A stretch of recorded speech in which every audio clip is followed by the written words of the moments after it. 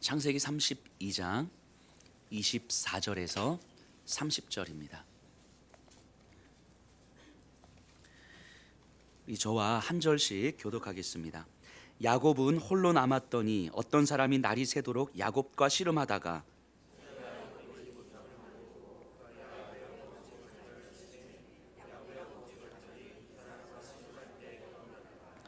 그가 이르되 날이 새려하니 나로 가게 하라. 야곱이 이르되 당신이 내게 축복하지 아니하면 가게 하지 아니하겠나이다.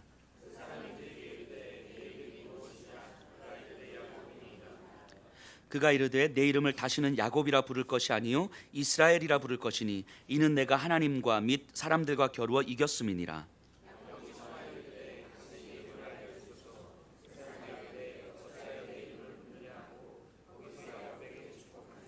함께 고백합니다.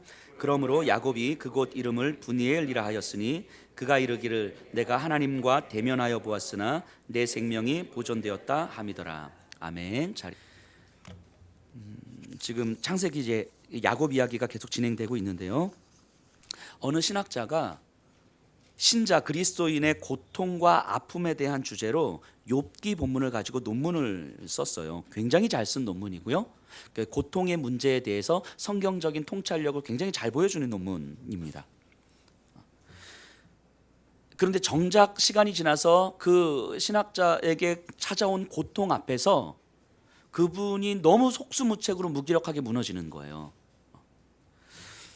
자, 성경을 읽고 기도를 하면서 고통의 문제를 충분하게 이해를 했고 이 고통의 문제에 대해서 하나님의 뜻도 충분하게 분별해서 알았고 심지어 깨달음도 얻었고 감동도 얻었는데 그 고통이 자신의 문제가 될 때는 아무 준비도 안 되어 있었던 거죠. 그는.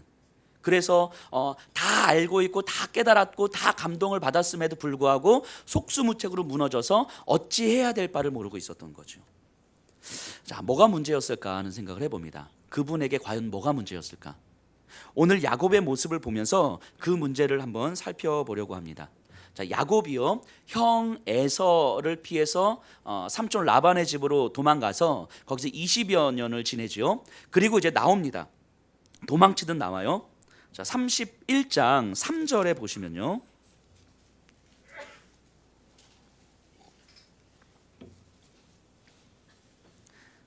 여호와께서 야곱에게 이르시되 내 조상의 땅 내 족속에게로 돌아가라. 내가 너와 함께 있으리라 하신지라. 자, 분명히 하나님이 말씀하셨어요. 때가 되니까 하나님께서 돌아가라. 내가 너와 함께 있을 것이다. 자, 약속하셨어요. 그래서 떠나옵니다. 물론 떠나오는 과정에서 여러 가지 상황들이 있었지만 어쨌든 고향으로 가게 돼요. 그런데 우리는 이제 이 창세기를 계속 공부해 가면서 이제는 감을 잡으셔야 되는데 야곱이 고향으로 가니까 너무 좋은 일인데 삼촌으로부터 벗어나서 되게 행복하고 이제는 내 삶이 좀 만족스럽고 자유롭겠다라고 싶은데 사실은 해결해야 될 문제가 하나가 있죠. 뭡니까? 야곱이 라반 삼촌의 집에 온 이유가 뭐예요?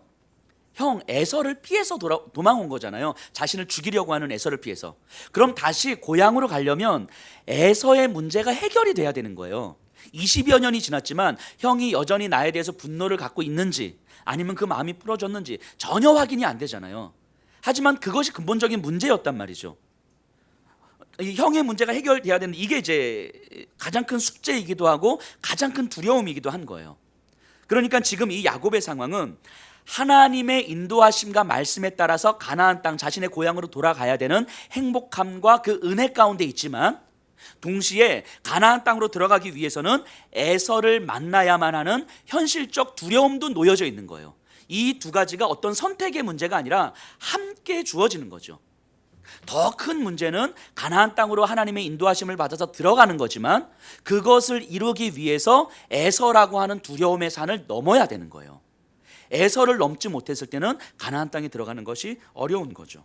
자, 그럼 이 이야기가 어떻게 진행되는지 한번 볼게요. 32장 1절 2절인데요. 야곱이 길을 가는데 이제 나온 거예요. 삼촌으로부터 광야길을 가는데 하나님의 사자들이 그를 만난지라. 야곱이 그들을 볼 때에 이르기를 이는 하나님의 군대라 하고 그 땅 이름을 마하나임이라 하였더라. 자, 마하나임 하나님의 군대. 정확하게 말하면 군대의 그 진영을 의미하는 겁니다. 진영. 그러니까 어떤 일단 사람들의 그 뭐 몇 명이 아니라 군대가 전쟁을 하기 위해서 진을 치고 있는 요 상태. 진영인데 마하나임은 이제 복수형이거든요. 그러니까 진영이 하나가 아니라 최소한 둘 이상이란 얘기예요. 그러면 이 어마어마한 규모라는 걸 이제 짐작할 수 있겠죠. 그냥 길을 가다가 하나님의 사자 한두 사람을 딱 만나서 아멘 이게 아니라 어마어마한 하나님의 군대의 진영을 딱 맞닥뜨리고 있는 거예요. 그럼 야곱의 입장에서 보면 이건 엄청나게 큰 일 아닙니까? 이제 삼촌으로부터 도망 나와 이렇게 떠나서 가는 길에 이 광야길에서 하나님의 큰 군대, 자신을 보호하고 자신을 지켜주시는 하나님의 큰 군대를 만나는 건 엄청 큰 일인 거예요. 그러면 우리가 상식적으로 생각했을 때, 그리고 성경의 다른 본문들을 가지고 우리가 충분하게 보면 하나님의 군대를 만나서 어떤 깨달음을 얻었고 어떤 고백을 하고 어떤 결단을 하고 하나님에 대한 인식이 바뀌고 뭐 등등 뭐 이런 내용들이 나와야 되거든요. 보통 이 정도 경험이면. 그런데 본문이요 그냥 여기서 끝이에요. 마하나임이라 하였더라 하고 끝. 더 이상의 어떤 설명도 없어요. 굉장히 허전하게 뭐 딱 끝나버리는 거예요. 이게 이 정도로 끝날 만한 사건이 아님에도 불구하고 본문은 딱 마무리 짓고 있는 거죠. 그럼 이제 우리가 계속 성경을 공부하고 있는 우리 입장에서는 의문을 가져야 되는 거죠. 이 정도 본문을 보면서 이제 의문은 생기는 거죠. 생기시죠? 자, 왜 본문이 이렇게 큰 사건을 이렇게 빨리 마무리 짓고 있을까? 뭔가 이 저자의 의도가 분명히 있을 거예요. 이 질문 왜 이렇게 빨리 마무리 짓고 있을까? 를 야곱에게로 그대로 질문을 던져가는 거예요. 자, 야곱은 하나님을 만난 거잖아요. 자신을 보호해 주신 하나님을 경험한 거잖아요. 그러면 야곱은 그 하나님 앞에서 뭘 기도해야 됐을까요? 지금 이 자리에서 야곱에게 있어서 가장 큰 두려움이 뭐였어요? 에서잖아요. 그럼 에서에 대한 기도를 해야 되죠. 여기서 그게 그냥 일반적인 거죠. 성경에서 하나님을 만난 사람들, 그래서 자신의 두려움을 갖고 있는 사람들이 하나님을 만났을 때 나에게 있는 가장 큰 두려움을 가지고 하나님 앞에 기도하고 간구하고 하나님 도와주세요. 이게 뭐 극히 당연한 거거든요. 근데 야곱은 어떤 기도도 하지 않고 그냥 마하나임이라 하고 끝난 거예요. 아마도 아직 그냥 쉽게 추론해 보면 아직까지 야곱에게 에서의 문제가 크게 느껴지진 않았을 것 같아요. 바꿔 말하면 이 현실의 문제가 크게 다가오지 않은 거죠. 그러니 하나님의 군대를 만난 사건은 감동이고 감사한 일이지만 그걸로 끝나요. 그것이 내 현실에서 하나님과의 만남이 내 현실에서 어떤 의미가 있는지를 끌고 가지 못하고 그냥 하나님과 만나서 감사하고 끝. 그리고 현실의 문제는 여전히 현실의 문제로 남아있는 거죠. 왜냐하면 그 이후의 얘기가 전개되는 과정을 보면 조금 알 수 있어요. 자, 보세요. 마하나임의 감동이 있었어요. 야곱은. 그러니까 이제 가다가 이제 에서의 문제가 이제 걸리잖아요.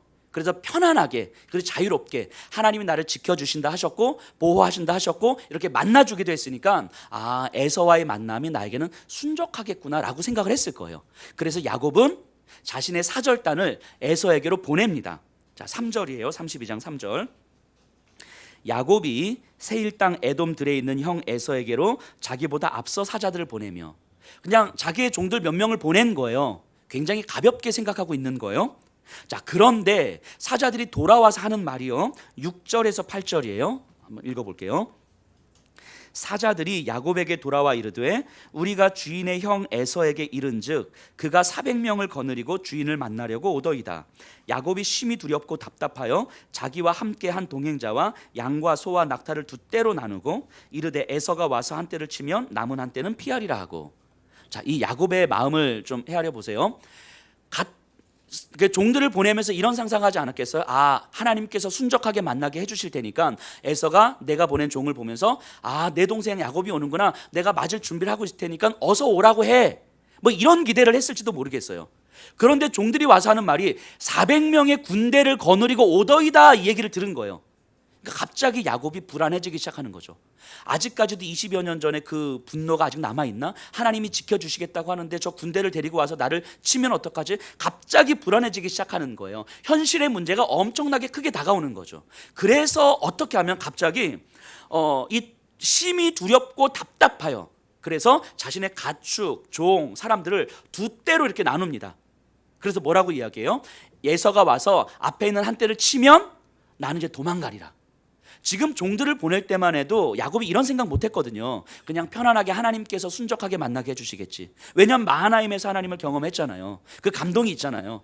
그러니까 그렇게 될 거라고 생각했는데 막상 에서가 군대를 데리고 오니까 이 에서의 마음이 어떤지 확인이 안 됐음에도 불구하고 야곱은 지금 두려워 벌벌 떨고 있는 거죠. 그 두 때로 나눠서 이 두려움을 방비하기 시작합니다. 보통 이 마하나임에서 하나님을 만났으면 하나님 이게 어찌된 일입니까? 하나님 뭐 도와주세요. 이게 당연할 것 같은데 이렇게 자신의 지혜로 이렇게 나눠요. 그리고 11절에 보세요. 그리고 기도해요. 내가 주께 간구하오니 내 형의 손에서 에서의 손에서 나를 건져내시옵소서. 내가 그를 두려워함은 그가 와서 나와 내 처자들을 칠까 겁이 나기 때문이니이다. 자, 하나님 앞에서 막 간절하게 기도했겠죠. 근데 이렇게 기도하면서 뭔가 하나님의 응답을 듣고 편안해지면 참 좋을 것 같은데, 그러면 이제 마하나임의 하나님이 연장선으로 그래도 야곱이 기도하면서 하나님을 경험하는구나 이렇게 가면 좋겠는데, 이렇게 기도해도 두려움이 가시질 않습니다. 마음이 평안해지질 않아요. 오히려 이렇게 기도를 하고 나서 더 두려워지는 거예요. 그래서 어떻게 하냐면 앞에서는 두 때로 나눴잖아요. 그런데 이걸 더 나누기 시작합니다. 먼저 에서에게 보낼 예물을 먼저 준비해요. 가축 550마리를 준비해서 보냅니다. 그리고 또 종들 가축을 한때, 그다음에 두 번째, 세 번째, 네 번째 이렇게 계속 처음엔 두 때로 나눴다가 더 나누는 거예요. 자, 19절 20절 볼게요. 그 둘째와 셋째와 각 때를 따라가는 자에게 명령하여 이르되 너희도 에서를 만나거든 곧 이같이 그에게 말하고 또 너희는 말하기를 주의 종 야곱이 우리 뒤에 있다 하라니 이는 야곱이 말하기를 내가 내 앞에 보내는 예물로 형의 감정을 푼 후에 대면하면 형이 혹시 나를 받아주리라 함이었더라. 자, 어떻게 해서든 에서의 감정을 누그러뜨리려고 하고 있는 거죠. 그만큼 두렵고 불안한 거예요. 그러니까 지금 이 모습을 보면 마하나임의 하나님은 지금 온데간데가 없어요. 하나님의 군대를 만나서 하나님께서 보호하시겠다고 했는데 온데간데가 없어요. 현실의 문제가 점점 더 크게 느껴질수록 하나님이 보호하신다는 감동과 고백이 지금 야곱에게는 의미가 없어요. 자, 이 야곱의 모습 어떤 모습이에요? 그 이전의 야곱스러움의 모습 아닙니까? 20여 년을 라반의 집에서 지내다가 그리고 하나님의 말씀을 들고 나왔어요. 그리고 심지어 마하나임으로 하나님을 만났어요. 그런데 이 현실의 두려움과 불안함 앞에서 야곱이 보여지는 모습은 그 이전의 야곱의 모습과 별반 다르지 않은 거예요. 하나님을 의지하고 하나님의 보호하심에 나를 맡기는 삶이 아니라 내가 할 수 있는 모든 계략과 전략과 지혜를 다 통동원해서 에서의 감정을 누그러뜨리고 어떻게 에서와의 관계를 풀지라고 하는 것에 집중되어 있는 거죠. 마하나임의 하나님, 내가 너를 보호할 것이다, 내가 너의 군대다 라고 하는 이 마하나임의 하나님은 지금 온데간데가 없어요. 마치 처음에 제가 말씀드렸던 것처럼 고통에 대해서 박사 논문을 쓴 그 신학자가 자신에게 닥친 고통의 문제 앞에서 속수무책으로 넘어진 것처럼 자신이 알고 있는 그로 인해 감동도 받았던 것들이 지금 이 순간에 아무 의미가 없어진 거예요. 이 야곱스러움으로 다시 돌아가려고 하는 이 야곱의 모습. 자, 야곱은 그렇게 예물과 종들을 먼저 보내고요. 밤에 아내와 두 여종과 11 아들을 야복강가로 이동해서 야복강을 먼저 건너게 합니다. 자, 그리고 24절이에요. 야곱은 홀로 남았더니 어떤 사람이 날이 새도록 야곱과 씨름하다가, 자, 야곱이 홀로 남았대요. 이미 앞에 다 보내고 자기가 제일 뒤에 남아 있는 거예요. 자, 이게 하나님께 홀로 기도하기 위해서 남아 있는 건지 아니면 너무 두려워서 여전히 자기 중심적이어서 가장 뒤에 남아 있는 건지는 모르겠지만 어쨌든 그만큼 두려워하고 있는 거예요. 그러다 어떤 사람과 씨름을 했다고 하는데 이 씨름한 사람은 이제 하나님이죠. 하나님과 씨름한 거예요. 자, 25절에서 30절까지 제가 읽어볼 테니까 잘 보셔요. 자기가 야곱을 이기지 못함을 보고 그가 야곱의 허벅지 관절을 치매 야곱의 허벅지 관절이 그 사람과 씨름할 때에 어긋났더라. 그가 이르되 날이 새려하니 나로 가게 하라. 야곱이 이르되 당신이 내게 축복하지 아니하면 가게 하지 아니하겠나이다. 그 사람이 이르되 내 이름이 무엇이냐. 그가 이르되 야곱이니이다. 그가 이르되 내 이름을 다시는 야곱이라 부를 것이 아니요 이스라엘이라 부를 것이니 이는 내가 하나님과 및 사람들과 겨루어 이겼음이니라. 야곱이 청하여 이르되 당신의 이름을 알려주소서. 그 사람이 이르되 어찌하여 내 이름을 묻느냐 하고 거기서 야곱에게 축복한지라. 그러므로 야곱이 그곳 이름을 브니엘이라 하였으니 그가 이르기를 내가 하나님과 대면하여 보았으나 내 생명이 보존되었다 함이더라. 이 내용인즉 이거예요. 밤새 씨름을 해요.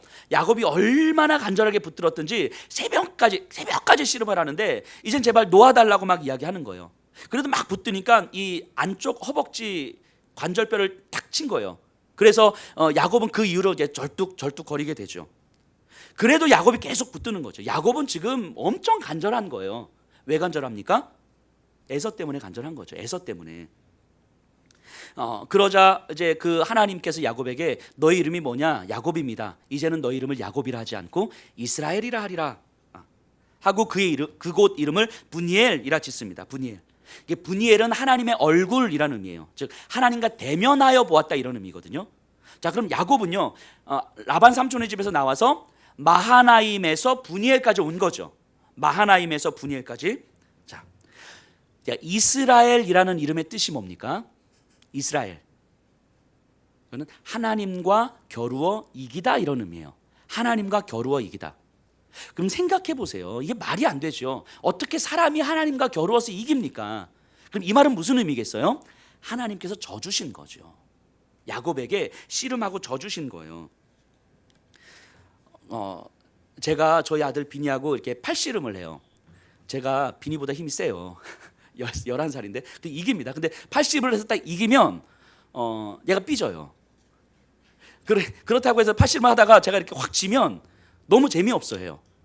뭐 어떻게 해야 되냐면 80을 딱 잡고 애를 써야 돼. 이렇게 막 진짜 얼굴에 힘 막 주면서 막 애를 써야 돼. 이렇게 넘어가기도 하고 이렇게 넘어가기도 하다가 그래서 적당한 타이밍에 딱 넘어가야 돼. 이렇게 제가. 그럼 애가 막 승리감에 도취돼서 막 좋아합니다. 그런데 이거를 제가 한 30분 동안 이러고 있으면 이제는 얘가 하다 포기하죠. 그러니까 제가 80을 하다 보면 얘가 어느 정도까지 힘을 써야 얘가 가장 재밌어 하는지를 아는 거예요. 그 정도까지 힘을 쓰게 한 다음에 적당한 선에서 딱 넘어가는 거죠. 자, 하나님이 야복 강가에서 야곱과 씨름하는 건 요거예요. 요거.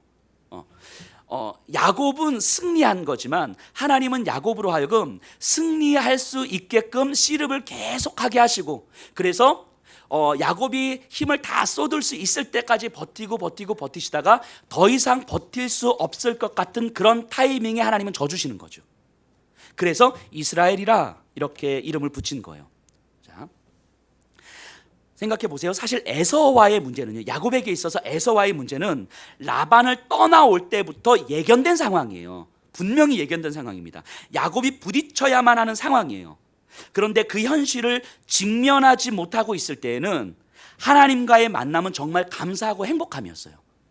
야곱을 부딪혀야만 하는 상황, 현실을 직면하지 않을 때는 정말 감사하고 하나님만으로 충분하다고, 하나님 나를 지키시고 보호하시고 나의 구원이요 반석이라고 고백했어요. 근데 그 현실의 문제에 부딪히면서 야곱은 완전히 달라지는 거죠. 현실의 문제가 나에게 크게 들어오면서 나의 구원이요 반석이시오 했던 그 하나님의 고백은 어느 순간 온데간데 없이 사라지는 거죠.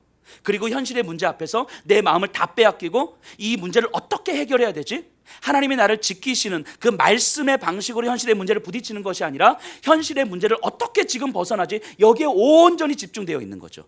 마치 그 이전의 야곱스러움으로 다시 돌아가고 있는 거죠.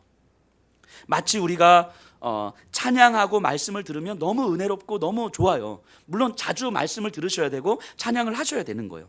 근데 때로는 우리가 이런 생각을 하죠. 그냥 하루 종일 말씀만 들었으면 좋겠고, 하루 종일 찬양만 했으면 좋겠고, 하루 종일 기도만 했으면 좋겠고, 하나님 내 평생 이렇게 살았으면 좋겠어요. 이 평안함을 누렸으면 좋겠어요. 그러면서 말씀만이 우리의 소망입니다. 이렇게 이야기하면서 참된 행복을 누리는 거라고 고백합니다. 그런데 우리의 적나라한 현실 앞에 딱 서면 그 감격은 어느 순간 온데간도 없이 사라지는 거예요. 그렇게 했으면 좋겠다고 그렇게 고백했는데 내 현실의 문제 앞에 딱 섰을 때 현실의 두려움과 불안과 염려와 근심이 내 마음을 가득 채우며 이것 때문에 마음을 다 쏟아내며 정신없이 분주하게 살아가는 거죠.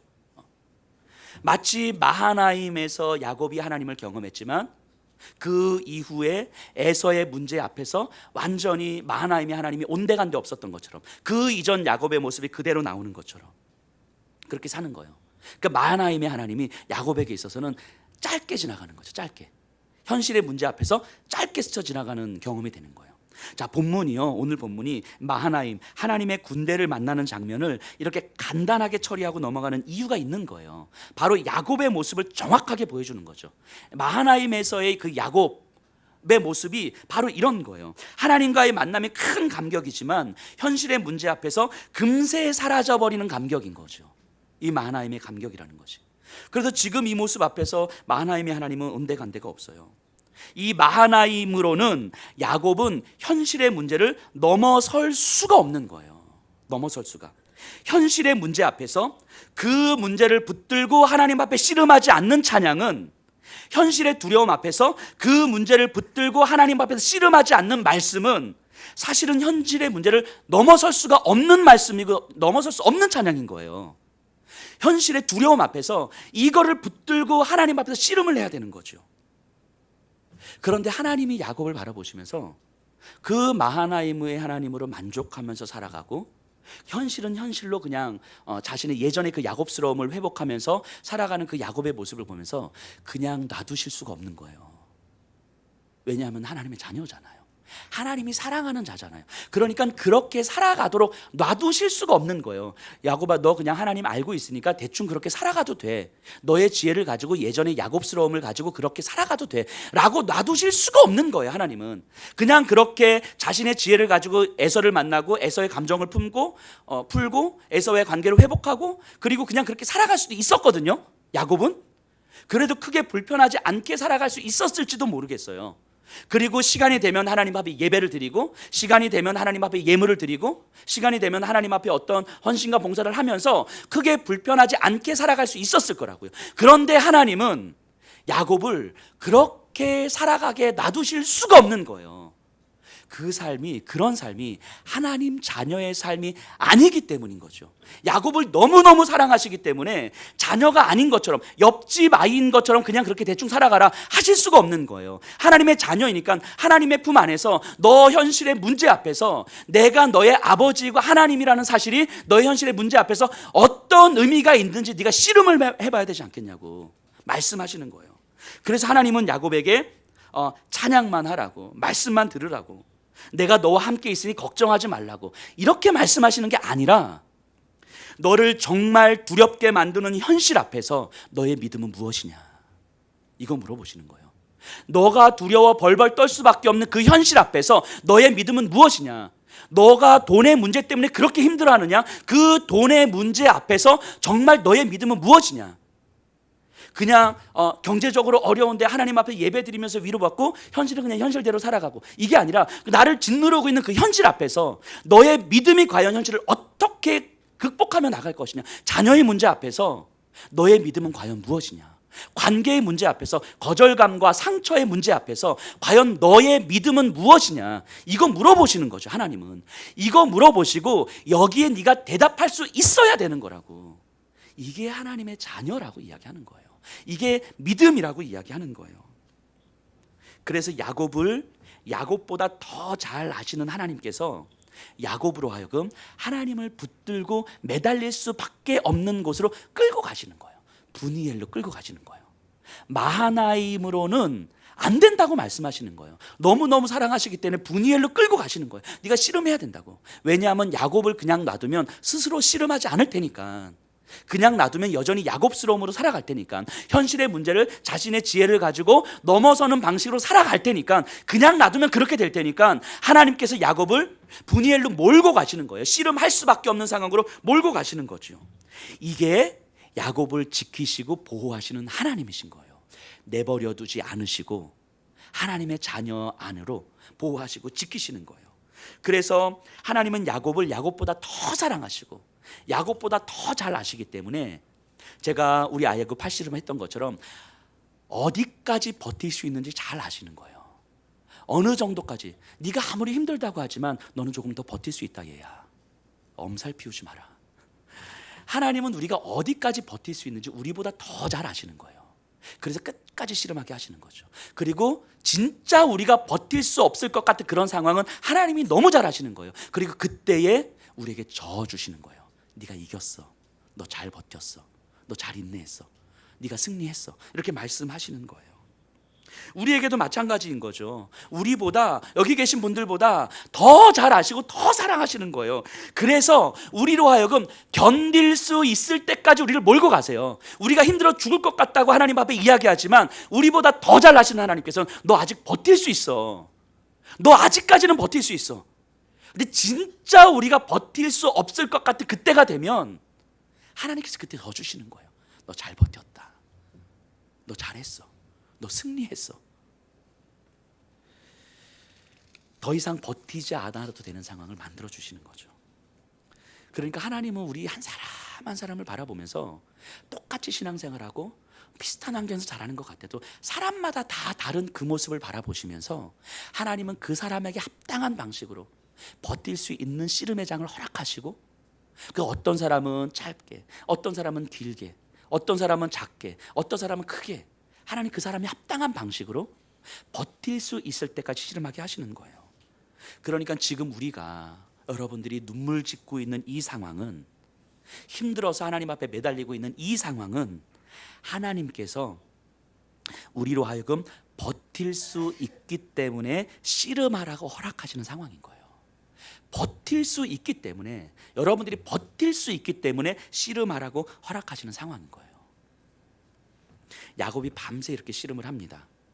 자, 33장 1절에서 3절을 볼게요.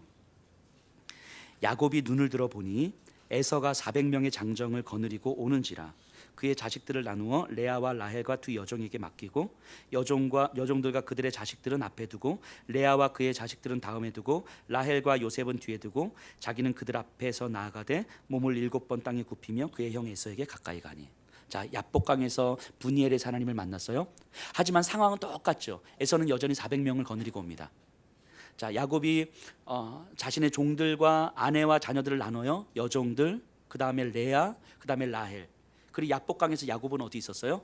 제일 뒤에 혼자 남아 있었어요. 근데 오늘 본문에 보니까 뭐라고 합니까? 3절에 자기는 그들 앞에서 나아가되, 제일 앞으로 나가는 거예요. 뭐가 달라졌어요? 에서의 마음이 달라졌습니까? 아니에요. 에서의 마음은 아직 확인이 안 됐어요. 몰라요. 상황은 똑같아요. 이게 승리하는 거예요. 이게 승리예요. 믿음으로 승리하는 거죠. 똑같은데 야곱이 에서 앞에 나가서 이 현실의 두려움 앞에서 하나님께서 나를 지키신다고 하는 그 믿음으로, 하나님께서 나에게 주신 그 말씀으로 현실 앞에서 직면하고 있는 거예요. 부딪히고 있는 거예요. 현실의 문제를 해결하는 것이 아니고, 현실을 우리가 갖고 있는 지혜의 문제로, 이 상황을 어떻게 모면하지, 이 상황을 어떻게 해결하지의 문제로 접근하는 것이 아니고, 죽으면 죽으리이다인 거죠. 하나님께서 나에게 맞닥뜨리라고 하셨으니 그 하나님의 말씀에 순종해서 맞닥뜨리는 거예요. 이게 승리하는 거죠. 이게 승리하는 거예요. 하나님의 저주심, 이게 우리의 승리예요. 하나님께서 저주시는 것이 야곱의 승리라고요. 하나님께서는 저주시기 위해서, 우리에게 저주시기 위해서 우리와 씨름을 하시는 거예요. 그래서 씨름을 할 수밖에 없는 상황으로 몰고 가시는 거예요. 우리가 외면하거나 그 상황에 매몰되어서 살아가는 것이 아니라 그 현실의 문제를 놓고 하나님과 씨름하라고 몰고 가시는 거예요. 왜요? 저주시려고. 그러니까 현실을 외면한 말씀, 현실을 외면한 찬양, 현실을 외면한 기도, 내 현실의 문제는 이만큼 산적해 있는데 여전히 나는 찬양하는 게 즐겁고 말씀 듣는 게 즐겁고 기도하는 게 즐겁고, 이런 것으로는 내 현실에서 결코 승리를 가져다 줄 수 없다고 말씀하시는 거예요. 이 현실의 문제 앞에서 하나님, 이 내 앞에 펼쳐진 이 문제가 하나님께서 나에게 맞닥뜨리라고 하시는 문제인데, 하나님, 내가 여기서 어떻게 씨름을 해야 되겠습니까? 현실의 문제 앞에서 씨름하는 거예요. 그래서 우리가 씨름할 수밖에 없는 이 지금의 고통 상황은 하나님께서 저주시기 위해서 몰고 가신 상황이에요. 마하나임으로는 안 되겠기에 분이엘로 몰고 가시는 상황인 거죠. 역시 여기 계신 분들 가운데서 분명히 하나님의 말씀도 듣고 은혜도 받고 눈물도 흘리고 막 내 안에 하나님이 믿어지기도 하는데, 현실의 문제 앞에서 여지없이 무기력하게 넘어지는 것을 반복해서 경험하시는 분들, 그럴 수밖에 없어요. 우리는 그럴 수밖에 없는 존재이니까. 그러니까 그 상황은 우리가 마하나임에서 분이엘로 가는 여정에 있는 거예요. 우리가 하나님을 모르는 게 아니거든요. 은혜를 안 받은 게 아니거든요. 그럼에도 현실의 문제 앞에서 무기력한 우리의 모습을 보는 건 아직 분이엘로 가는 여정이 있기 때문인 거예요. 그리고 우리를 가장 잘 아시는 하나님께서 우리를 분이엘로 몰고 가시는 거죠. 점점 우리가 준비된 만큼, 우리가 버틸 수 있는 만큼 우리를 분이엘로 몰고 가시는 거예요. 그래서 그 분이엘에서 하나님과 씨름하게 하심으로 어느 순간 무기력한 현실의 모습 안에서 현실의 말씀으로 맞닥뜨릴 수 있는 힘을 얻게 되는 거죠. 이게 승리인 거죠. 하나님의 저주심은 어디서 명확하게 이루어졌냐면 예수 그리스도의 십자가 위에서 명확하게 이루어지셨잖아요. 능히 이기실 수 있는 분이, 능히 하늘의 12군단이나 되는 천사들을 데리고 이 세상을 싹 쓸어버리실 수 있는 분이, 능히 저와 여러분들을 죽이실 수 있는 분이 우리를 너무 사랑하셔서 자신이 죽으셨잖아요. 이게 저주신 거잖아요. 그리고 뭐라고 말씀하시는 거예요? 예수 그리스도의 죽음을 기억하라고 이야기하는 거죠. 기억하라고. 우리가 우리의 현실의 무게감 앞에서 무력해질 때에 예수 그리스도의 십자가의 죽음을 기억하라고 말씀하시는 거예요. 이게 씨름이죠. 이게 내 자존심이 상하고 감정이 상했을 때에 우리를 능히 죽이실 수 있는 분이 우리를 너무 사랑하셔서 자신이 죽으신 그 십자가의 죽음을 기억하라고 이야기하는 거예요. 이것을 기억하는 삶을 살라고 이야기하는 거예요. 이게 씨름인 거죠. 내가 억울해서 자존심이 상해서 죽을 것 같은데 나를 위해 죽으신 예수 그리스도의 십자가의 죽음을 묵상하는 것이 씨름인 거예요. 씨름. 근데 이 씨름을 하는 가운데 어느 순간 하나님께서 다시 한번 우리에게 져주실 때에 이 감정의 문제가 우리에게 해결되는 거 아니겠습니까? 처음 말씀드렸던 그 신학자는 아직 아무리 고통에 대한 논문을 썼지만 마하나임에 머물러 있었던 거죠. 자, 하나님은 야곱에게 이렇게 씨름을 하게 하시는데 그 씨름은 항상 흔적을 남기게 됩니다. 야곱의 안쪽 허벅다리를 쳐서 뼈가 어긋나게 했잖아요. 그래서 이후로 야곱은 다리를 절게 돼요. 32장 32절 볼게요. 그 사람이 야곱의 허벅지 관절에 있는 둔부의 힘줄을 쳤으므로 이스라엘 사람들이 지금까지 허벅지 관절에 있는 둔부의 힘줄을 먹지 아니하더라. 이게 이스라엘의 이렇게 전통으로 내려와요. 그러니까 이 야곱의 그 절룩거리는 이 다리는 싸움의 흔적이에요. 싸움의 흔적. 믿음의 싸움은 항상 그 흔적을 남기게 됩니다. 우리에게 가정에서의 돈 문제, 자녀 문제, 직장 문제, 승진과 편법, 관계와 사랑의 문제 앞에서 하나님은 우리에게 너의 믿음이 무엇이냐라고 물어보는 거죠. 이런 문제를 회피한 채로 찬양과 기도와 말씀하는 건 우리의 삶에 어떠한 흔적도 남기지 않는 거예요. 자, 자녀와의 관계에서 우리가 믿음을 생각했을 때에 자녀와의 관계에서 부모가 가지고 있는 기준과 힘을 내려놓을 때 이게 마냥 즐겁지만은 않잖아요. 부모로서 자존심이 상하고 억울하기도 합니다. 그런데 이것을 내려놓는 과정이 씨름하는 거죠. 씨름하는 것. 이때 이 무너지는 자존심과 억울함이 우리에게 흔적으로 남게 되는 거예요. 자, 편법을 회사에서 편법이나 불법을 자연스럽게 관행으로 행하면서 자연스럽게 승진도 하고 그렇게 해야 되는데 그럴 수가 없어서 편법과 불법을 저지를 수가 없어서 승진으로부터 누락되고 회사에서 부당한 대우를 받을 때에 이것이 우리의 믿음의 씨름이 되는 거예요. 근데 이 상황은 우리에게 믿음의 흔적을 남기게 되죠. 근데 이 씨름을 하지 않으면 어떠한 흔적도 안 남아요. 그냥 적당히 살아가는 삶에서는 어떠한 믿음의 흔적도 남지 않습니다. 누군가를 사랑하며 섬길 때에 때로는 거절감과 상처가 흔적으로 남아있게 되죠. 그럼에도 불구하고 그 영혼을 품을 수 있는 우리의 넉넉한 마음들이 생기는 거잖아요. 이런 게 승리하는 거죠. 그런데 그 거절감과 상처를 끌어안고 믿음의 씨름을 하지 않으면 내가 사랑할 수 있는 사람만 사랑하고 그렇지 않은 삶을 살아가면 우리에게는 어떤 믿음의 흔적도 남아있지 않게 되는 거예요. 부부 사이의 관계도 마찬가지 아닙니까? 저희 교회 성도님들의 가정은 너무 아름다운 가정이지만 너무너무 큰 나는 관심을 보여주는 것인데 상대는 간섭으로 받아들일 수 있잖아요.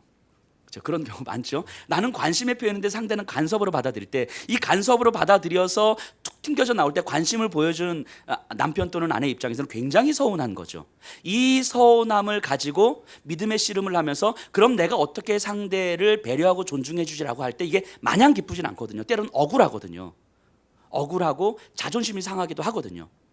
그런데 이런 게 믿음의 흔적인 거예요. 믿음의 씨름을 할 때 갖게 되는 흔적인 거죠. 근데 이런 흔적들을 남기지 않는 삶, 그러니까 믿음의 씨름을 하지 않는 삶은 어떠한 흔적도 남지 않아요. 그냥 내가 하고 싶은 것 적당히 타협하면서 살아가면 믿음의 씨름을 할 필요가 없고, 믿음의 씨름을 하지 않으면 어떠한 믿음의 흔적을 남기지도 않는 거죠. 자, 믿음이 성장할 때는요, 항상 이런 흔적이 남게 됩니다. 저희 교회에서 어떤 집사님하고 이렇게 대화를 나누다가 참 여기 앉아 계셔서 참 민망하네요. 자, 근데 대화를 나누다가 한 이렇게 저하고 같이 신앙생활 하시 한 8개월, 9개월 이 정도 이렇게 좀 됐을 때 이렇게 제가 이렇게 그 마음을 이렇게 좀 들었어요. 집사님, 지난 한 8개월, 9개월 동안 도대체 뭐 하신 거냐고. 그 신앙이 하나님 앞에서 예배도 드리고 막 하긴 했지만 뭔가 하나님 앞에서 깊이 성장하거나 이런 게 없지 않냐고 막 이렇게 이야기를 했어요. 나누다가. 그런데 갑자기 이분이 이렇게 훅 하면서 일어나셔가지고, 목사님 저 오늘까지 그만할 거예요. 딱 나가시는 거예요. 얼마나 화가 나셨겠어요. 얼마나 이렇게 서운하셨겠어요. 제가 그분이 아마 그 일주일 동안 아마도 그분은 그 일주일 동안 얼마나 많은 시간을 기도하고 하나님 앞에 매달렸겠어요. 도대체 지난 한 8개월 9개월 동안 내가 하나님 앞에 한 건 과연 뭘까? 도대체 내가 믿음의 진보를 단 한 걸음도 걷지 못했다라고 하는 이 믿음의 현실이 과연 뭐지? 하면서 한 주간 동안 얼마나 기도하면서 얼마나 하나님 앞에 무릎 꿇고 때로 얼마나 고민하면서 자신의 모습을 돌아봤겠어요. 그 내가 과연 이 목사하고 같이 신앙생활을 해야 될 것인가? 뭐 모르긴 몰라도 그건 제가 물어보진 않았어요. 근데 이런 고민도 하지 않았을까요? 그런데 뭐 여전히 여기 앉아 계세요. 믿음이 성장하기 위해서 그분이 그런 이야기를 하더라고요. 내 평생, 자기 평생에 자기 믿음의 하나의 전환점을 만드는 시간인 거죠. 굉장히 큰 아픔이고 굉장히 큰 서운함일 수는 있지만 자신의 믿음이 성장하는 데 있어서 평생 남아있을 믿음의 흔적인 거죠. 그 아픔과 그 서운함이라고 하는 것. 믿음이 성장하는 데 있어서 그 믿음의 흔적은 필연적인 거예요. 믿음의 흔적이 남아있을 수밖에 없는 거죠. 그래서 그 이후로 계속해서 돌아볼 수밖에 없는 그 순간일 수 있는 거죠. 하나님은요, 우리들을 너무너무 사랑하세요. 진짜로 너무너무 사랑하십니다. 그러니까 마하나임의 그 하나님으로 머물러 앉아 있을 수가 없는 거예요. 하나님이 그렇게 남겨두지 않으세요. 하나님 저 이 정도면 괜찮은데요. 그래서 열심히 봉사하고 예배드리고 찬양하고, 그리고 내 삶 속에서 내 현실의 문제 앞에서 그냥 남들 하는 것처럼 최선을 다해서 살아가는, 마치 야곱이 그랬던 것처럼 내 삶의 현실 앞에서 믿음으로 살아가는 게 뭔지 아직 진지하게 고민하지 못하고, 그래서 여전히 내 삶에서 여전히 타협이 이루어지고 불의와 타협이 이루어지고 적당한 내 귀찮음과 내 피곤함과 자기 중심성과 자기 안전이 중심이 돼서 여전히 이것을 정당화시키는 삶을 살아가고, 그러면서 일주일에 한두 번씩 교회에 와서 최소한의 신앙적 의무를 다하면서 마치 내가 신앙인인 것처럼 살아가는 건 그것 하나님을 알고 있는 것이고 하나님을 경험한 거지만 여전히 마하나임의 하나님으로 머물러 있는 거죠. 근데 하나님은 우리를 너무너무 사랑하시기 때문에 그 마하나임으로 머물러 있도록 하지 않으시는 거예요. 왜냐하면 현실의 문제 앞에서 믿음으로 씨름을 해야 되는데 그 씨름을 회피하고 외면하고 여전히 남들 하는 방식 그대로 살아가고 있기 때문인 거죠. 그래서 우리로 하여금 분이엘로 끌고 가시는 거예요. 분이엘로 끌고 가시는 거예요. 너의 문제 앞에서 너가 씨름을 해야 되지 않겠냐고. 하나님, 내가 돈 문제 앞에서 어떻게 해야 되는 것입니까? 자녀와 이 감정과 자존심의 문제 앞에서 하나님, 내가 어떻게 해야 되는 것입니까? 도대체 하나님의 방법은 무엇입니까? 이렇게 하면 굉장히 쉬울 것 같은데 하나님, 이것이 하나님의 방법입니까? 아니면 하나님의 방법이 무엇입니까? 내가 버틸 때까지 기도하고 몸부림치는 씨름해야 되는 거죠. 그리고 여전히 하나님의 응답이 없다면 아직 날이 새지 않았기 때문인 거죠. 아직까지 우리가 더 버틸 수 있기 때문인 거죠. 그러다가 어느 순간 우리가 더 이상 버틸 수 없을 때까지 가면 하나님 말씀하시는 거예요. 네가 이겼어. 네가 이겼어. 너 잘했다. 그때 우리 안에서 내 감정의 문제가 넘어서는 거고, 돈의 문제가 넘어서는 거고, 자존심의 문제가, 자녀의 문제가 넘어서는 거고, 내 건강과 내 삶의 안전의 문제가 넘어서는 거예요. 남들은 다 그렇게 해도 내가 이 문제를 넘었으면 하나님의 방식으로 이렇게 하면 되겠구나라고 하는 방향성이 생기는 거예요. 이거를 승리했다 이렇게 이야기하는 거예요. 하나님의 저주심은 우리에게 승리인 거죠. 그래서 하나님은 우리에게 분이엘로 끌고 가시는 거예요. 사도 바울이 이거를 명확하게 고백하지요. 갈라디아서 6장 17절에 이후로 누구든지 나를 괴롭게 하지 마라. 내가 내 몸에 예수의 흔적을 지니노라. 사도 바울 편안하게 살 수 있는 사람이었거든요. 하나님 믿으면서 예수님 고백하면서, 그러면서 이방인의 선교사로 부름을 받았다는 이유만으로 평생 자기 몸에 평생 예수의 흔적을 지니면서 살아가죠. 욕먹고 수치당하고 죽을 뻔하고 그러면서 살아가죠. 그런데 사도 바울에게 그것이 고난이 즐거움이 아니라 내 몸에 예수의 흔적이 새겨지는 그 믿음의 씨름이 사도 바울에게는 마땅히 감당해야 될 길이었던 거예요. 여기 계신 분들에게도 하나님은 동일하게 말씀하시는 거죠. 이제는 내가 내 몸에 예수의 흔적을 지니노라. 여러분들에게 있어서 예수의 흔적이 무엇이고 어디에서 예수의 흔적을 지녀야 되겠습니까? 부부 사이의 관계에서 예수의 흔적이 있어야 되고요. 자녀와의 관계에서 예수의 흔적이 있어야 되고요. 직장에서 예수의 흔적이 있어야 되는 거예요. 우리의 믿음이 마하나임에서 분이엘로 가져야 되는 거예요.